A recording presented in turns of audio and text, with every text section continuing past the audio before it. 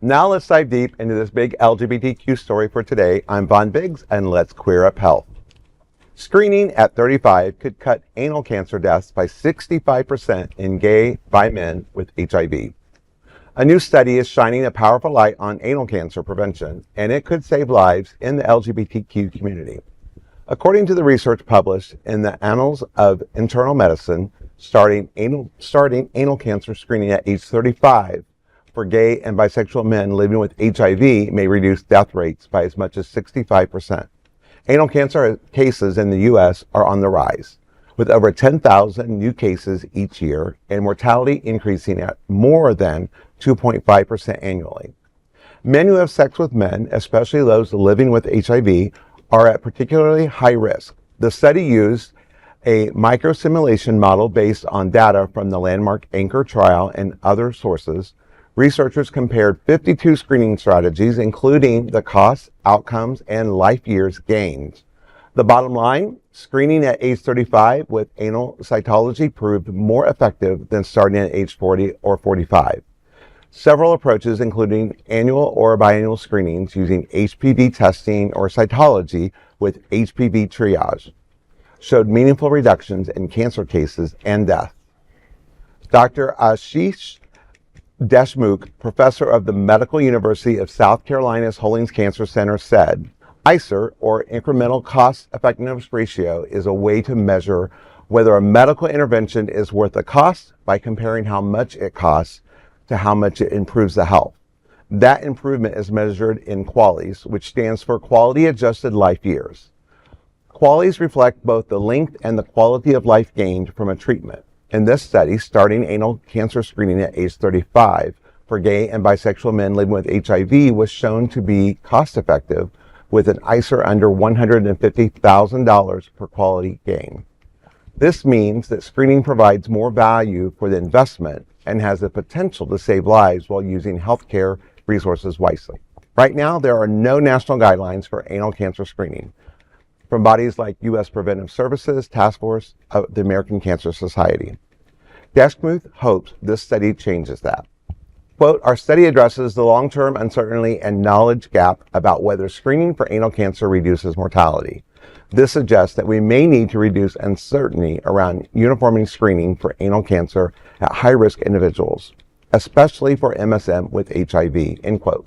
For LGBTQ people living with HIV, this research could help shift the conversation and policy toward earlier life-saving care. You can read the whole article at healio.com. You know, Bonnie, I was thinking about as a fellow bottom. Crazy transition. Okay. Dead accurate. Go on. But anyway, I thought about this and I was doing some studies and I thought, is there some type of thing that ties the fact of bottoming, just in general, being a bottom, anal sex in general, to this, because versus it just being LGBTQ focused. And, what I found is that, especially MSM, who, when they're having anal sex, the doctors ask those questions when they're seeing their gay doctors. So those are the type of conversations they're having. But in a heterosexual world, those questions aren't happening. Nope. So, and we do know anal sex happens in the heterosexual market. So it seems like while it shows a larger rise in LGBTQ, it's just that we're screening more of us. But right. And it just means that the earlier we can catch it, the better. And we know that from any cancer, cancer prevention. So. Yeah, no, and with everything, with all the cancers, they have lowered the ages of screening for everything, right? Like I'm a breast cancer survivor and they lowered the breast cancer, if you have family history, down to 35 to 40. I mean, and that used to be 50 and 55.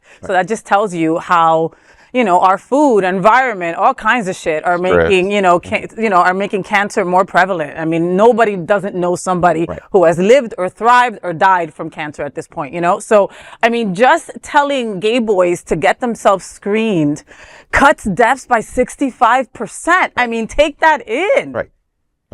That's crazy. And going back to, here in South Florida, we're so blessed that we have LGBTQ plus providers. Folks out there, find LGBTQ plus providers. I urge you, I plead with you, unless you have the best doctor that knows you and is versed in our community and knows what to ask and has made it a point to educate themselves. You know what I mean? Like not ask you over and over again, is there any possibility that you might be pregnant? No, bitch. No, there isn't. Trust me, we've tried. You know what I mean? Like, but you can, like, in this day and age, you can find that. Yes. Right? And you can have these conversations that you might not be okay having with a white old lady who is your PCP. You know what I mean? Like, you know, a lot of people like suffer in silence because of that. And they go to their doctor and go, how you doing? Fine. You know you're not fine. Right. Mm-hmm. Well, you know, the quali thing that they put up there, which was, it's basically that ratio of like a recall in a car. It's like, well, how many people like are going to actually die to make the lawsuit worth the amount of money, right? When you feel like you are in a statistic that might be susceptible to cancer, you go and get your screening done, right? And I was in a situation, maybe when I was about 35 years old, where a lot of stuff health-wise was going on with me, and I wasn't sure exactly what was happening.